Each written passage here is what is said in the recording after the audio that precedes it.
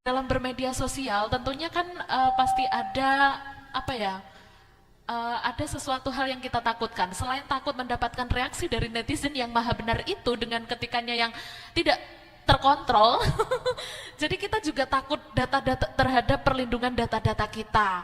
Yang mana kemarin baru saja Kominfo kan terkena apa ya Pak, ujian ya Pak kalau menurut kami. Jadi itu ujian yang luar biasa. Kominfo itu apa Pak itu kemarin datanya pusat datanya itu kenapa-napa. Jadi kita ingin mempertanyakan sebenarnya seberapa secure-kah data kita yang ada di media sosial, dan bahkan di pusat data itu kan data-data pribadi kita yang penting. Bahkan kemarin juga berimbas ke tetangga saya, ada yang KIP itu harus apa ya, harus ditindak gitu loh, harus ada reaktivasi kembali dan lain sebagainya. Sebenarnya seberapa amankah Pak data-data kita ketika sudah kita percayakan kepada aset digital gitu Pak? Nggih, matur suwun. Jadi begini, sekali lagi memang kalau saya pribadi selaku Kepala Dinas Kominfo, memang ini yang menjadi masalah itu sebenarnya bukan kok data pusat datanya, tapi manusianya, sekali lagi manusianya. Kenapa kok manusianya? Karena sebetulnya pusat data kita itu coro emas yang kita sembunyikan itu sudah digembok, mulai dari pintu gerbang digembok, kemudian pintu masuk digembok, kamar digembok, lemari digembok, sampai di laci yang itu digembok. Di locker gitu Di locker ya Pak? itu. Sebetulnya secara teknologi itu sudah aman. Kenapa kok tidak aman? Itu karena manusia juga. Jadi ada yang namanya phishing. Phishing itu adalah memancing orang untuk mengeluarkan kuncinya tadi itu. Jadi pusat data nasional kita itu sebetulnya laut, darat, polisi. Tunggu ini karena sudah saking terusnya itu. Sebenarnya kalau manusianya itu sudah benar-benar memiliki tadi herd yang kuat tadi itu, nyapa dia mesti ganggu punyanya orang lain itu. Kan itu dosa itu ya. Kalau Ibnu kan dosa itu. Wong itu sudah barang sudah mapan, sudah enaknya apa dibobol juga. Kan Ya, buat pencurian apa itu. gitu ya Pak ya? Sebenarnya kalau dari versi saya, data kita itu bukan bocor, tapi data kita dicuri. Ada orang yang mencuri. Dan ternyata yang orang pencurinya itu sebetulnya tidak hanya kemampuan dia itu kuat, tidak, tapi dia itu kemampuan untuk memancing orang tadi itu lebih kuat daripada yang dipancing. Jadi ada istilahnya bahwa bocornya data itu karena ada orang dalam yang membuka pintu tadi itu sehingga bocor. Nah, sekarang ini undang-undang perlindungan data pribadi PDP itu. Tapi tetap teman-teman tetap harus hati-hati karena saat ini dari Kementerian Kominfo sudah menginventarisir siapa saja yang hari ini memiliki sistem informasi yang menampung data pribadi. Tujuannya untuk apa? Karena nanti ketika data pribadi itu nanti itu dicuri orang, artinya kan penyelenggara sistem informasi tadi itu kan untuk melindungi data, maka berat. Jadi teman-teman semuanya harus hati-hati ketika mau memanfaatkan data orang lain berupa data pribadi, itu harus benar-benar data itu diserahkan, tidak kita mengambil. Itu bahayanya undang-undang PDP seperti itu. Kalau kita Jadi hari misalnya ini kita sudah membahas banyak sekali ya dengan kendaraan, kebetulan belum diberi nama. Itu kalau panjenengan mengambil data yang punya KTP tadi itu tanpa ada izin, itu sudah namanya kejahatan data undang-undang PDP. Maka sekali lagi, kalau kita harus misalnya di jual beli di berapa, kemudian perlindungan kebetulan belum diberi nama. Itu sudah luar biasa mengambil data, menyerang itu tanpa ada izin, itu sudah namanya memperpribadi. Di beberapa tadi itu, jadi aktivitasnya itu misalnya beberapa bulan cukup atau seminggu sekali. Kalau tergantung dari jenis ini, yang kering kerontang dan gersang. Padat. Nah, jadi kalau di samping sebelumnya teman-teman tadi itu yang nggak update sama sekali. Yang kering kerontang dan gersang. Secara pribadi, jadi melindungi di samping kita dengan selalu mengupdate harapan pada pemerintah, termasuk seperti ini juga secara pribadi juga dengan antivirus, melindungi diri dengan selalu mengupdate. Pemerintah sendiri termasuk seperti ini juga program namanya juga internet sehat. Jadi internet yang pemerintah sendiri sebetulnya sudah sekarang ini punya program namanya juga internet sehat, teman-teman. Jadi internet yang dari pemerintah cuma sekarang ini juga semuanya juga sendiri teman-teman dengan mengakses agensi punya juga VPN ya. punya trik sendiri.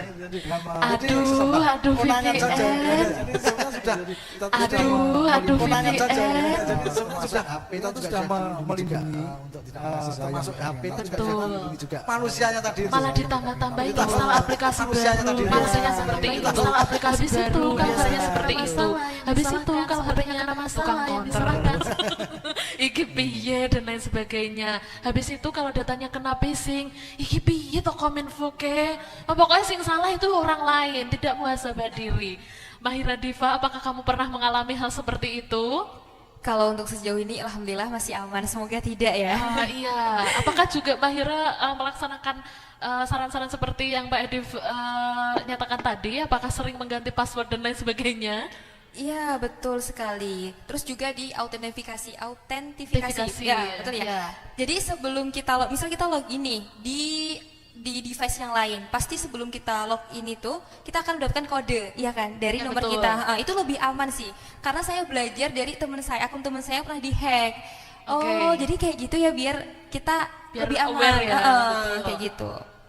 Sebenarnya kalau bicara soal perlindungan data itu memang tanggung jawab kita sendiri sebenarnya. Betul, kita harus lebih tidak aware. mengupload hal-hal yang tidak diperlukan itu kan juga memang tanggung jawab kita sendiri gitu. Betul, termasuk juga kata Sandi kan jangan sampai tanggal lahir. Iya kan? Tanggal jadian. Tanggal jadian. Terus di tanggal jadiannya tanggal berapa? Habis itu akunnya satu orang dipegang berdua. Biasanya ijol-ijol anak saking bucinnya. Gitu. Jadi biar Ayo aman ya. siapa yang kayak gitu? Lah kok guyu toh Bu Sekum iki? Aku penasaran. Iya Bu. Aku curiga iki, tawanya berbeda dari yang tadi, dari jokes yang tadi. Ini teman-teman, mumpung kita hadirkan Mahira Diva dan juga Bapak Edif Hayunan, kalau ada yang mau bertanya atau diskusi atau curhat boleh ya soal media sosial dan personal branding serta media positivity, silahkan kami silahkan dua penanya. Ini kalau saya yang nanya aja, saya kehabisan stok. Nggak ada? Yakin? Ada Kok- tuh yang di belakang sendiri. Lu endi? Oh, Nah. malah di sana. Iki aku wis hafal sakjane Mas Sulung. Ayo Mas Sulung. Iya, bisa ke sini dong. Biar kamu on frame. Masa nih tukang syuting ya, Mas? Boleh. Kenapa kok pinjem? Pinjam dulu 100.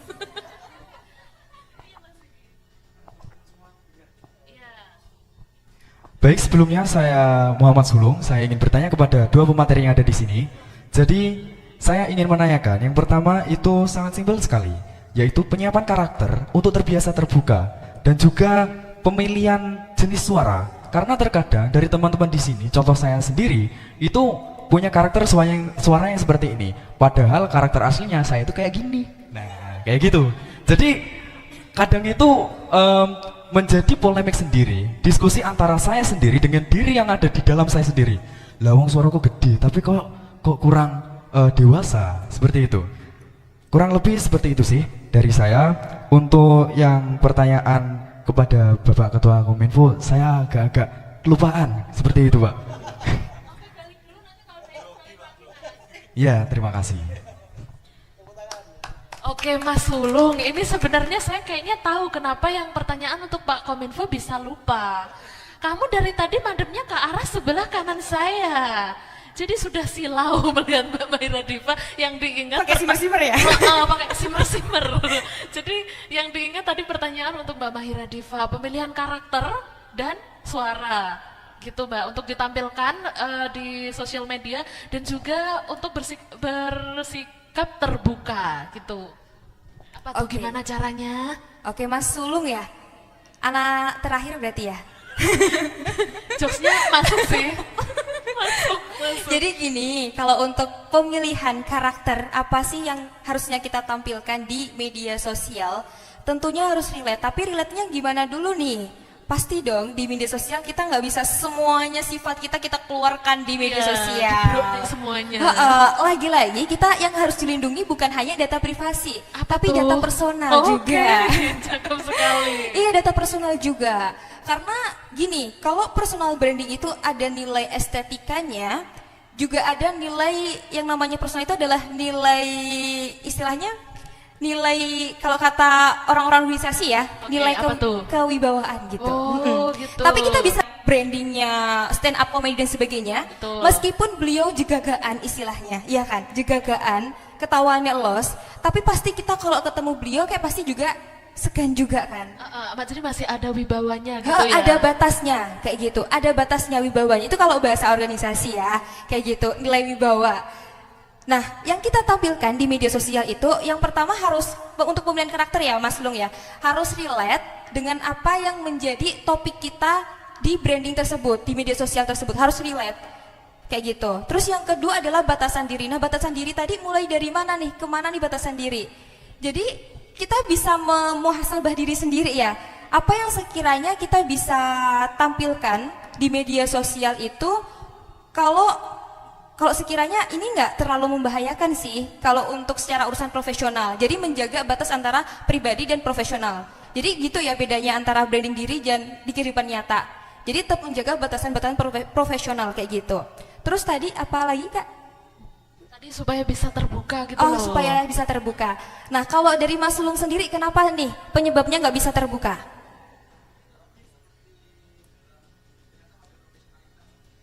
Dengar nggak Mbak Mahira? Dengar kok, dengar.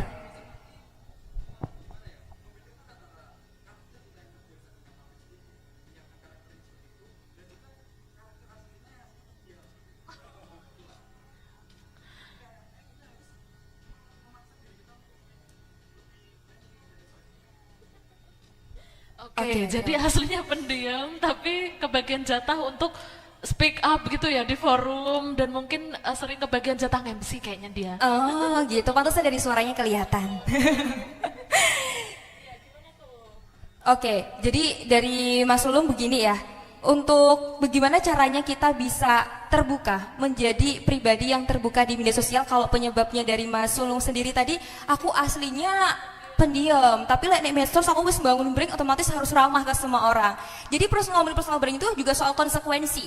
Kalau kita udah nih saat bangun personal branding itu adalah konsekuensi yang harus kita lakukan. Jadi pribadi yang komunikatif, yang ramah. Dalam artian ramah seperti apa? Ramah tetap ada set boundariesnya. Karena apa? Karena saya juga menyadari sendiri, saya juga punya batasan energi kayak gitu. Ya, jadi kalau udah habis energinya kembali ke setelan pabrik seperti Tapi itu kan? tapi alhamdulillahnya sekarang saya ekstrovert ya. Jadi kalau ketemu orang itu energi saya semakin banyak. Nah itu. Terus kalau kita yang introvert bagaimana? Ya kan pasti ketemu orang aja udah habis banget. Nah itu yang harusnya kita manajemen dirinya. Itu tergantung pada diri kita karena setiap orang itu nggak sama. Ngomongin soal bangun personal branding nggak cuma belajar soal perkontenan, planning konten dan sebagainya, enggak.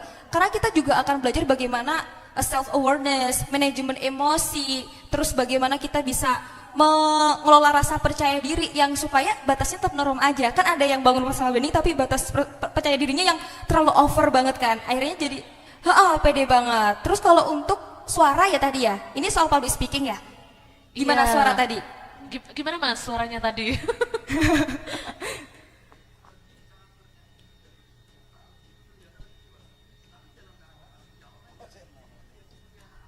Anak-anak ya masih anak-anak. Oh, jadi mungkin gini, kalau kita lihat Mas Sulung ini secara visual kan memang masih imut-imut, menggemaskan gitu ya. Tapi sebenarnya dia tuh pede kok sama suaranya yang karismatik, Waduh, karisma wibawa 100.000. gitu ya. Nah, jadi bulanan Mahira Diva kamu rasakan. Salah sendiri lupa pertanyaan ke Pak Kadin. Gimana? Yang dipertanyakan apa? Oh, apakah itu itu bermasalah normal? gitu, atau gimana?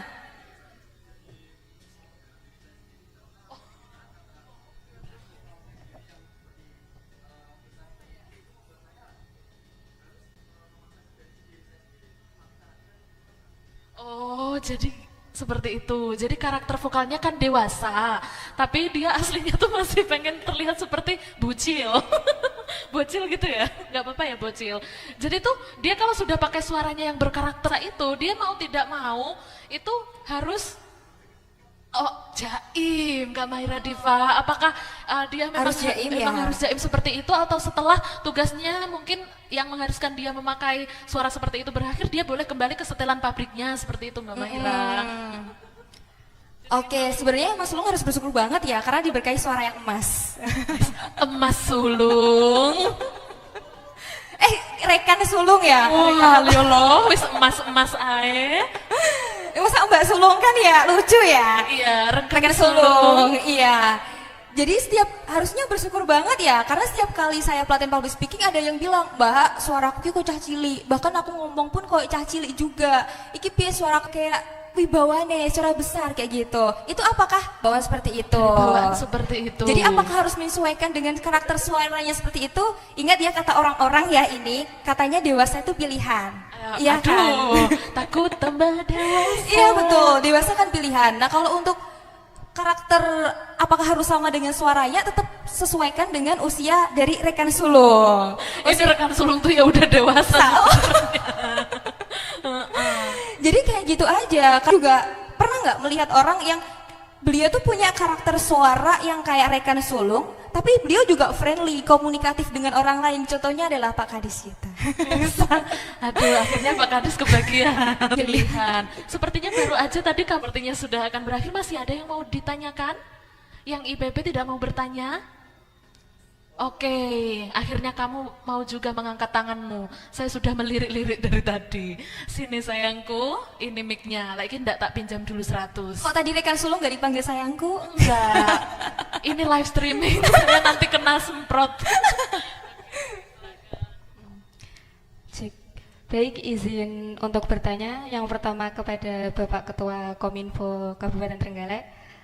Jadi saya itu menemui studi kasus dalam dunia jurnalistik, karena begini, seakan-akan dalam dunia jurnalistik itu pemilihan katanya itu berlebihan, seperti halnya ini seperti contoh ya saja ya Pak ya, banyak lulusan dari sekolah ini itu lulusannya 50 tidak sampai 50, tapi tidak disebutkan presentasinya begitu. Hanya ada kata banyak dari lulusan sekolah ini yang melanjutkan ke perguruan tinggi negeri dan yang ternama di Indonesia begitu. Nah, pemilihan kata banyak ini tidak sampai 50% dari lulusan tersebut. Namun kenapa dalam dunia jurnalistik itu pemilihan katanya begitu? Seakan-akan itu kan untuk menambahkan pembaca, untuk menambahkan viewersnya yang membaca berita tersebut begitu. Rada ndredeg gue. Dan untuk Rekanita Mahira,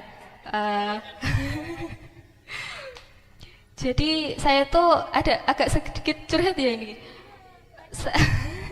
Saya melihat banyak generasi Gen Z itu terutama perempuan dalam bermedia sosial dan di Instagram itu kan udah ada close friend ya, tapi kenapa kok tetap memilih untuk membuat second akun gitu dan lebih nyamannya itu curhat, kemudian menuangkan ide-idenya, menuangkan perasaannya itu di second akun.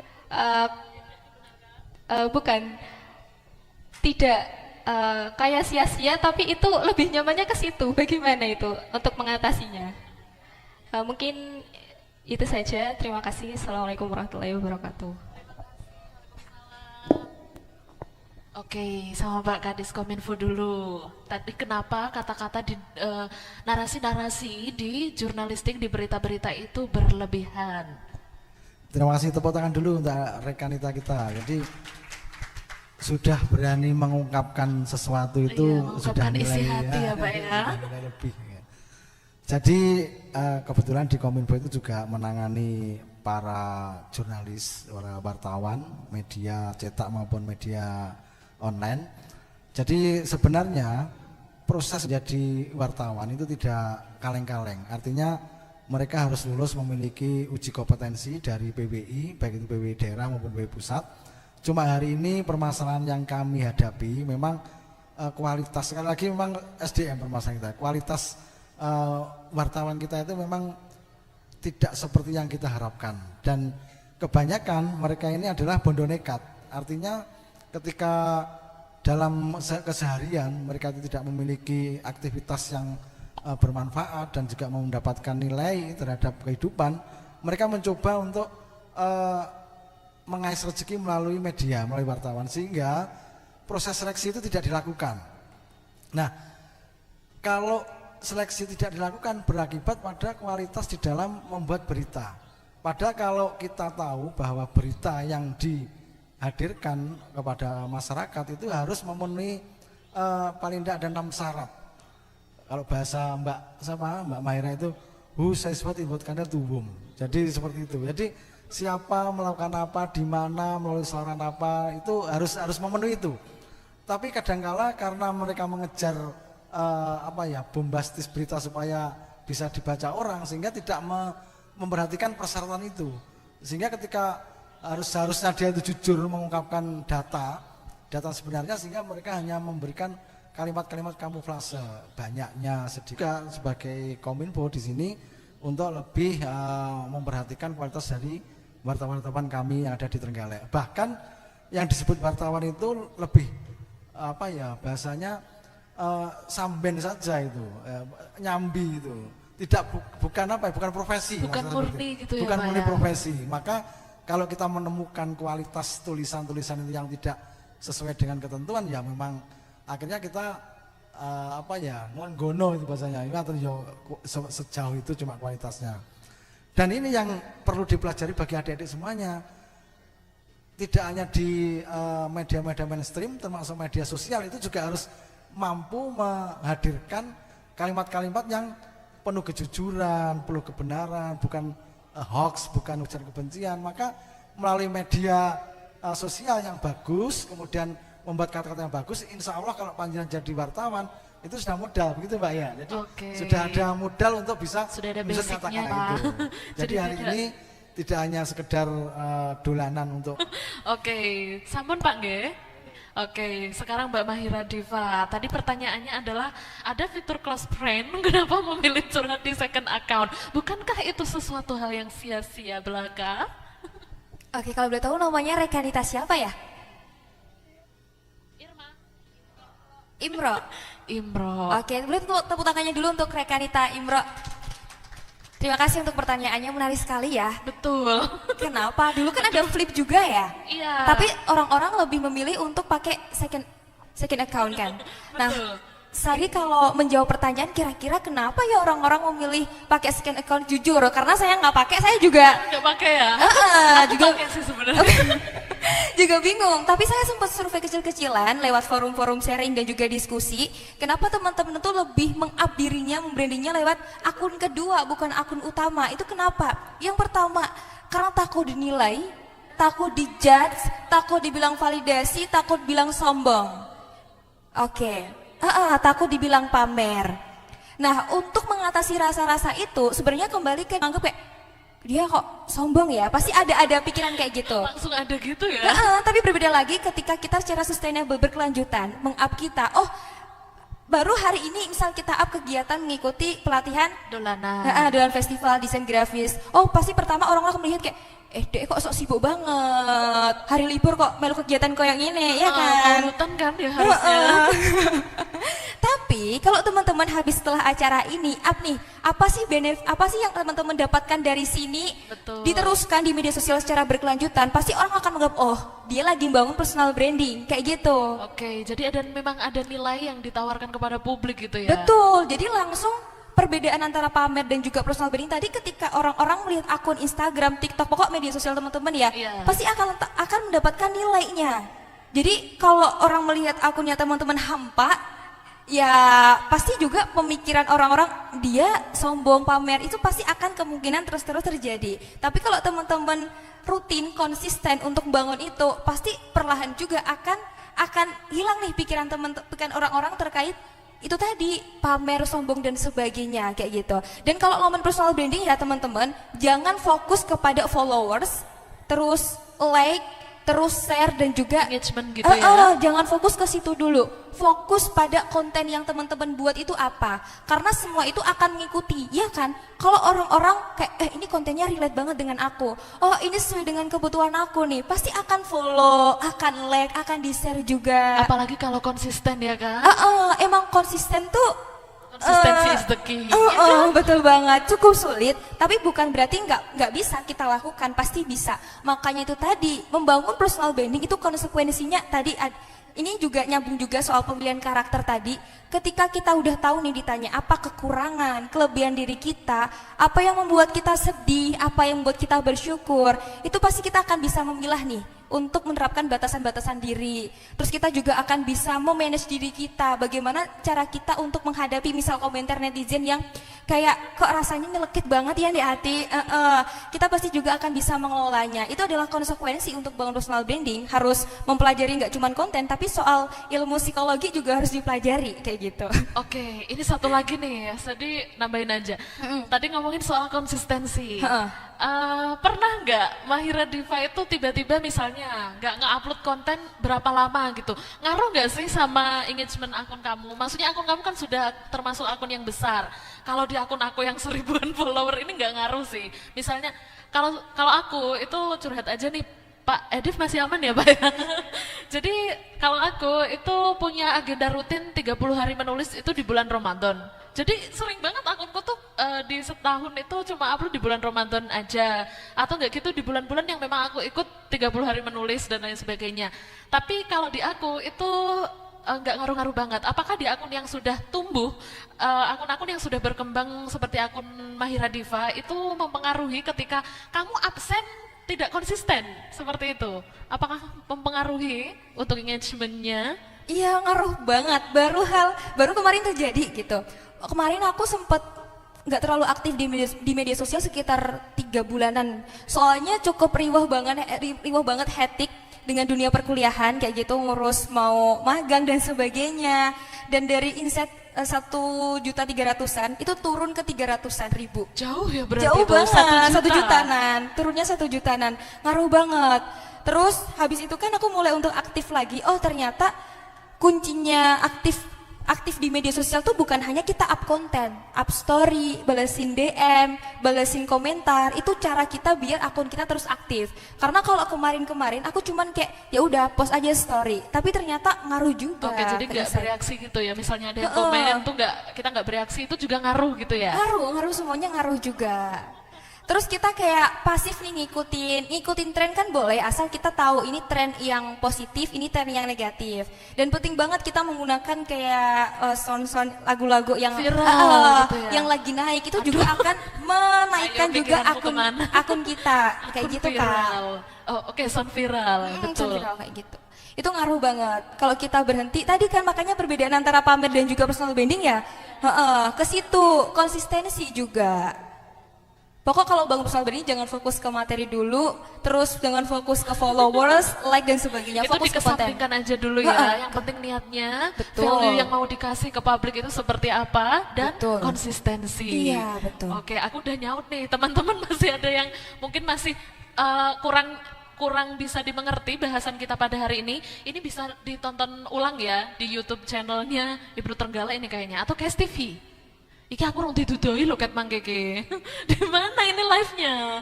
Oke teman-teman yang menyaksikan secara live hari ini sudah kita ikuti bersama talk show Media Positivity, Grow with Media bersama Mahira Diva yang cantik sekali. Aku panggah terpesona karo shimmer-shimmermu itu loh. Dan juga Pak Edi Fayunan Siswanto yang sangat awet muda sekali. Tadi saya sempat nanya di belakang, apa resep awet mudanya? Itu ternyata daun muda. Rajin mengkonsumsi daun muda. Oke, sebelum ini berakhir, mohon kepada Bapak Edi Fayunan untuk memberikan closing statement pada kesempatan kali ini dan nanti dilanjutkan kepada Mahira Diva ya. Terima kasih, monggo Pak untuk closing statementnya mungkin bisa dikasih lecutan semangat atau jenengan Senin ini mboten napa-napa Pak benjing Senin. Ya terima kasih. Jadi acara pada malam hari ini menurut saya acara yang luar biasa. Tepuk tangan dulu untuk kita semuanya. Jadi ini merupakan upaya untuk menyiapkan generasi-generasi Gen Z kita yang nanti akan menghadapi, enggak tahu setelah Z itu apa ya nanti generasinya Alpha ya, generasi Alpha sudah keluar juga. Sehingga hari ini jangan hanya menjadi rutinitas dari pengurus IPNU atau PNU, tapi harus berdampak. Artinya dolanan ini adalah dolanan berdampak. Dampaknya apa? Jadi semua ilmu yang sudah diperoleh di arena ini, apakah itu dari Canva atau dari personal branding. Ini harapan saya menjadi ekonomi kreatif yang nanti bisa memberikan kemanfaatan, nilai lebih bagi rekan dan rekan kita semuanya. Apa nilai kemanfaatannya? Ya tentunya untuk bisa membekali diri di dalam menghadapi berbagai macam tantangan yang kedepannya tidak semakin mudah, tapi semakin berat dan juga membutuhkan kesiapan mental dan fisik yang itu tidak mudah dicapai tanpa adanya upaya secara menyeluruh. Tidak hanya upaya pemerintah, tapi juga para NGO seperti IPNU PPNU ini sangat dibutuhkan berpartisipasi di dalam menyiapkan generasi-generasi yang nantinya akan mengambil alih estafet kepemimpinan kami. Saya yakin nanti suatu saat Kadis Kominfo-nya bisa dari teman-teman alumni Dolanan ini. Alumni, amin. Magang, guys. Saya kira itu. Jadi saya mengambil istilahnya Mbak Mahira Diva ya, bahwa hidup itu adalah pilihan. Kalau tadi itu apa? Dewasa itu pilihan. Hidup itu pilihan. Di hadapan kita sudah diberikan pilihan baik buruk. Silahkan pilih dengan hati nurani. Jangan pilih dengan emosi, apalagi dengan nafsu. Maka kalau kita memilih dengan hati, insya Allah jalan lapang akan berada di depan rekan dan rekan semuanya. Terima kasih dan saya akhiri. Wassalamualaikum warahmatullahi wabarakatuh. Waalaikumsalam. Ini Mbak Mahira Diva. Setelah ini kamu mau menyampaikan apa sebagai closing statement untuk pertemuan kita yang sangat luar biasa pada malam hari ini? Kami mohon untuk diberikan lecutan-lecutan semangat juga seperti yang disampaikan Pak Kadis, bahwa sepenting apa personal branding dalam kita mempergunakan media sosial secara bijak. Seperti itu, Mahira Diva, silahkan. Ya, ini saling mengingatkan aja ya teman-teman. Kita di 5 tahun ke depan atau 10 tahun ke depan kan ditentukan dari apa yang hari ini kita lakukan. Termasuk dengan apa yang kita tonton dan apa yang kita lakukan tadi. Nah, banyak orang yang mau bangun personal branding, tapi cuma mau aja, nggak mau berusaha. Nah, pada hari ini adalah pilihan teman-teman sendiri setelah acara ini. Mau mulai atau mau ya udah tetap stuck di sini aja. Karena teman-teman akan banyak kesempatan, peluang yang teman-teman dapatkan. Teman-teman belum masih pengen aja nih. Udah dapat kesempatan itu. Karena apa? Karena teman-teman udah mempersiapkan dengan membangun personal branding. Iya kan? Dan sekarang banyak banget yang sudah menggunakan media sosial, tapi belum banyak belum banyak orang-orang yang punya kesadaran pentingnya untuk membangun personal branding. Dan ingat, bangun personal branding itu kembali tadi ke apa yang aku sampaikan di awal, kita nggak usah nunggu dulu untuk menjadi juara ini itu dan sebagainya. Kita bisa memulai membangun personal branding dari apa yang kita sukai. Oke, itu cukup sih dari aku. Ingat aja, apa yang kita lakukan pada hari ini itu mempengaruhi apa yang kita lakukan di masa depan. Betul sekali, luar biasa. Kita berikan tepuk tangan kepada Mahira Diva dan juga Bapak Edi Fayunan Siswanto. Luar biasa sekali. Jadi saya lebih banyak tidak bisa berkata-kata pada malam hari ini karena sungguh ini di luar ekspektasi saya. Materi-materi yang dibawakan sungguh fresh dan insight-nya juga baru dan bisa membangun pola pikir kita, dan nantinya diharapkan juga bisa menjadi lecutan semangat untuk kita bisa terus berkarya.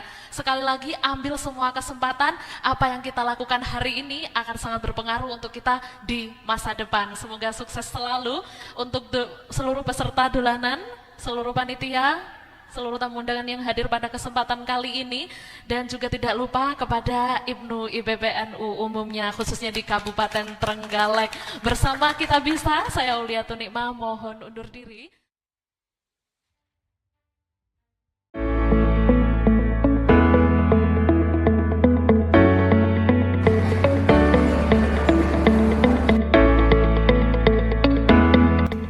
Assalamualaikum warahmatullahi wabarakatuh. Halo teman-teman, perkenalkan nama saya Anida Nur Afifah. Kali ini saya sedang berada di SMK Islam 1 Durenan yang berada di Jalan Raya Kendal Rejo, Kecamatan Durenan, Kabupaten Trenggalek. Di SMK Islam 1 Durenan ini memiliki 6 jurusan. Salah satunya yaitu produksi dan siaran program televisi atau broadcasting. Nah, di sini saya akan memperlihatkan dan mengenalkan bagaimana sih jurusan broadcasting yang ada di SMK Islam 1 Durenan, fasilitas apa saja yang disediakan, dan peluang kerjanya.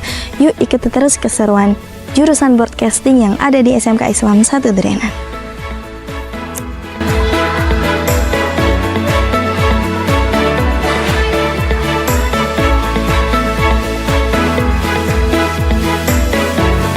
Misi SMK Islam 1 Durenan, terwujudnya tenaga terampil yang berilmu, beriman, bertakwa, dan berakhlakul karimah.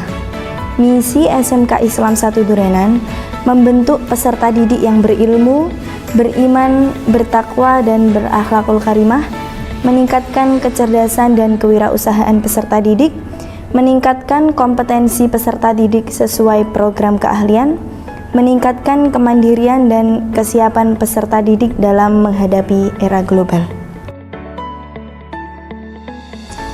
Nah, kita sudah berada di studio KSTV SMK Islam 1 Durenan. Disinilah tempat kita memproduksi siaran televisi dan program lainnya. Di jurusan broadcasting ini juga memiliki fasilitas yang lengkap, jadi memaksimalkan kita untuk terus belajar. Yuk, ikuti terus gimana sih proses produksinya.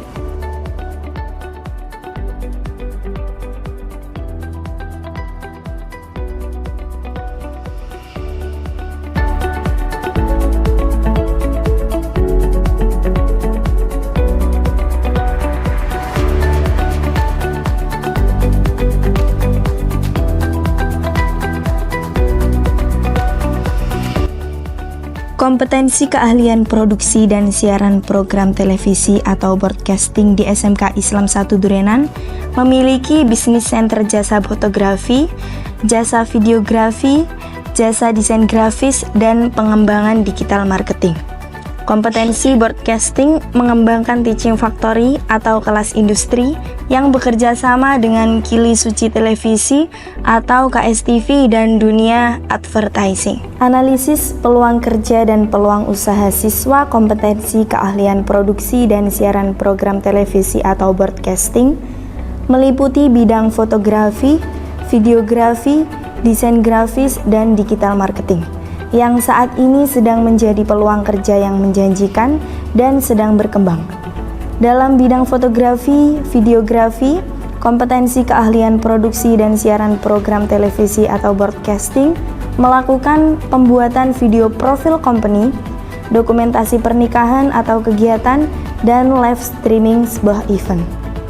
Untuk informasi video yang kita produksi, kalian dapat mengunjungi sosial media SMK Islam 1 Durenan seperti YouTube, Instagram, TikTok, dan Facebook. Di SMK Islam 1 Durenan, siswa yang memilih jurusan broadcasting diharap mampu melakukan sebuah usaha dengan bekal kompetensi yang sudah diberikan.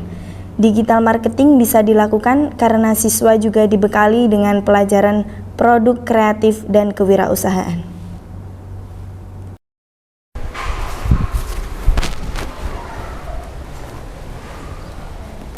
Nah, gimana? Seru dan menarik bukan? Kompetensi keahlian produksi dan siaran program televisi atau broadcasting yang ada di SMK Islam 1 Durenan. Di sini juga memiliki fasilitas yang lengkap, jadi memaksimalkan kita untuk terus belajar. Demikian pengenalan profil kompetensi keahlian produksi dan siaran program televisi atau broadcasting SMK Islam 1 Durenan.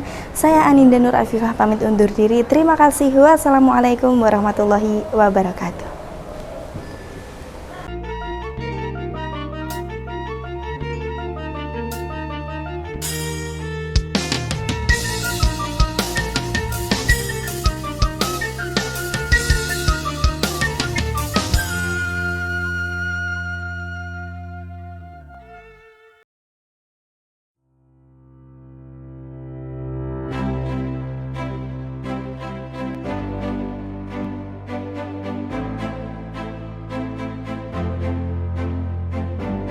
Assalamualaikum warahmatullahi wabarakatuh. Hai semua, apa kabar hari ini? Semoga baik-baik saja dan sehat selalu. Ini adalah vlog kedua tentang kuliner yang menarik di Trenggalek tercinta. Kali ini kita berada di Rumah Makan Busur. Rumah makan ini berada di Desa Durenan, Kecamatan Durenan, Kabupaten Trenggalek. Rumah makan ini termasuk rumah makan yang legendaris loh, karena sudah ada sejak tahun 1967. Inilah Rumah Makan Busur Durenan Trenggalek. Dari depan aja udah kerasa nih laparnya. Yuk langsung aja kita masuk ke dalam.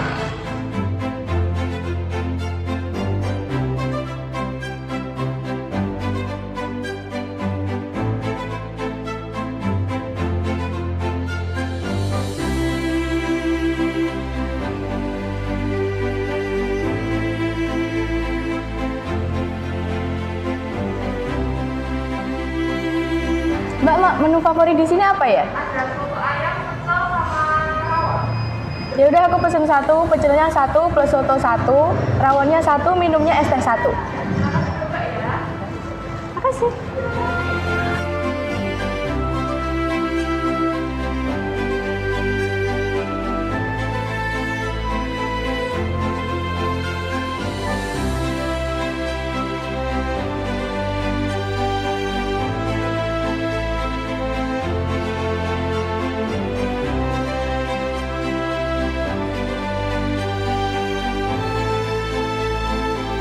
Lihat nih, 3 menu udah ada di depan meja saya. Yang pertama ada nasi pecel legendaris, ada soto, ada rawon. Wow, bikin ngiler ya. Langsung saja pertama mari kita coba nasi pecelnya.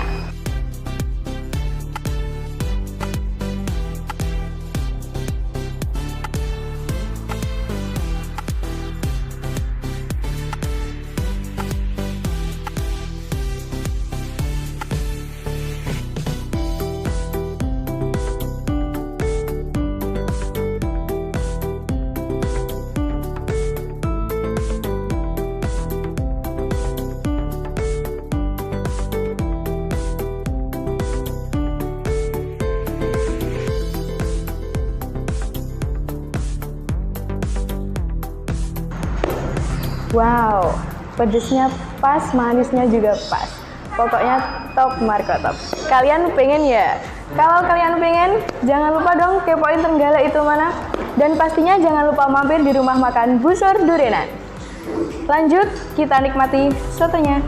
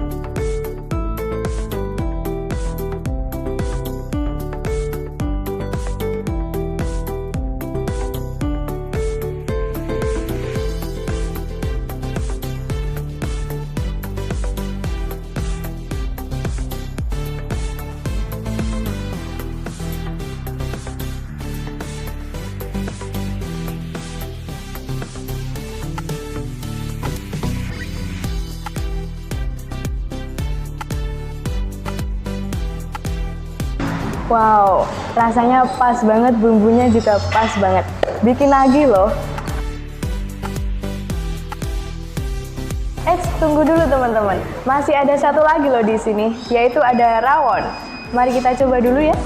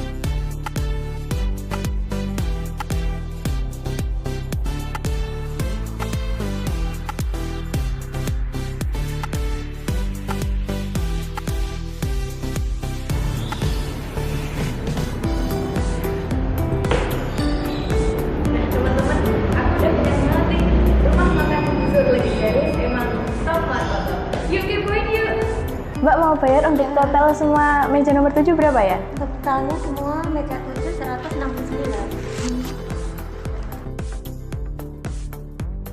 Iya Mbak. Iya, totalnya. Makasih Mbak. Rumah makan Busur Durenan recommended banget loh buat kamu semuanya, yang pastinya dengan harga yang low budget. Nah teman-teman, saatnya aku lanjut perjalanan dulu ya. Next, jangan lupa like, comment, share, and subscribe.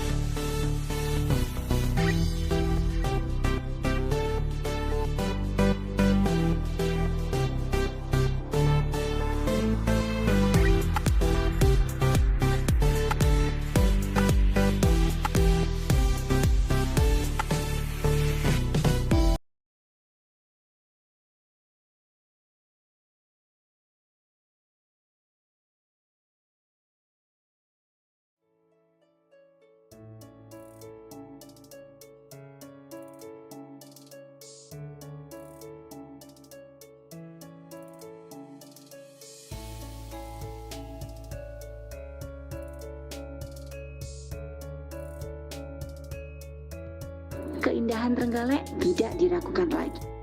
Jangan tanya Trenggalek itu mana. Ayo nikmati keindahan wisata Trenggalek yang berteman hati.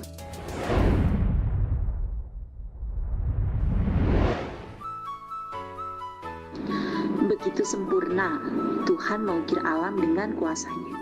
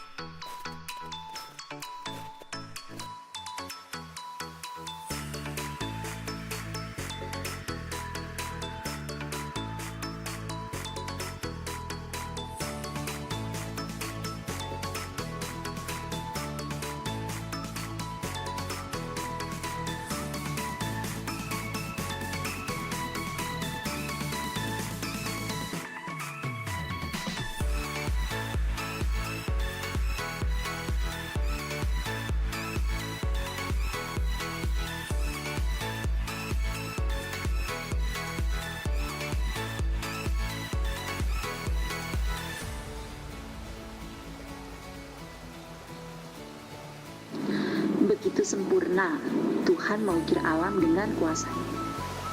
Gemercik air mengalunkan nada ritmis di celah ringgangnya pepohonan. Biru warnamu menyapu hamparan cakrawala memanjakan mata.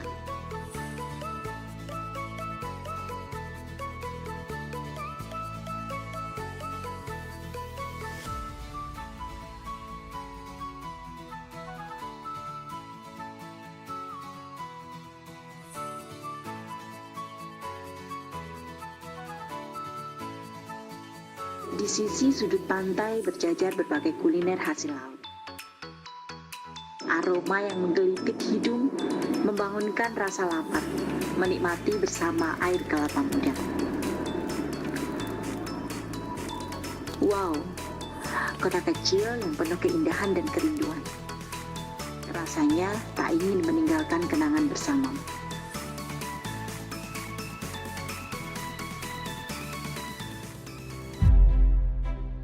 Dari sini, kupandang ucapan selamat datang di Dilem Wilis.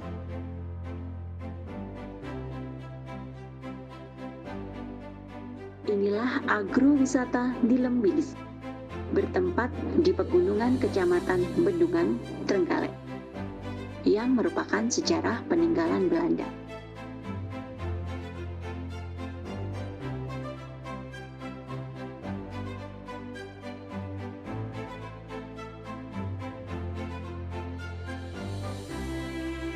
Dilem Wilis ini dulunya adalah bekas pabrik yang kini disulap menjadi salah satu agrowisata andalan di Kabupaten Trenggalek. Suasana yang sejuk, tenang, dan damai membuat kita terbuai dalam kenyamanan.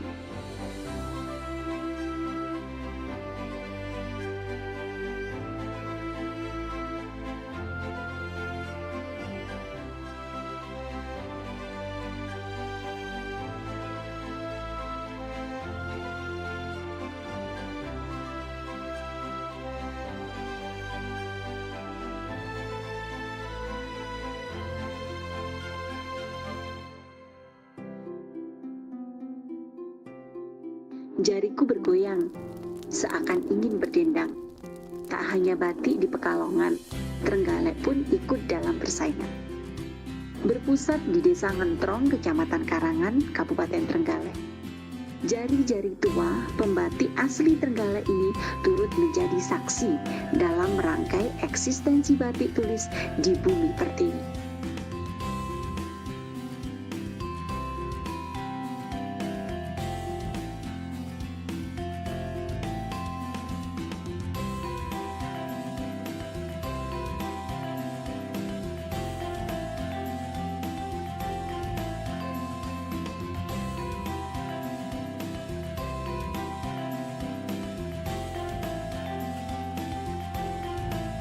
Sebagai pemuda-pemudi, patutlah kiranya kita ikut lestari dan meramaikan budaya asli dalam negeri.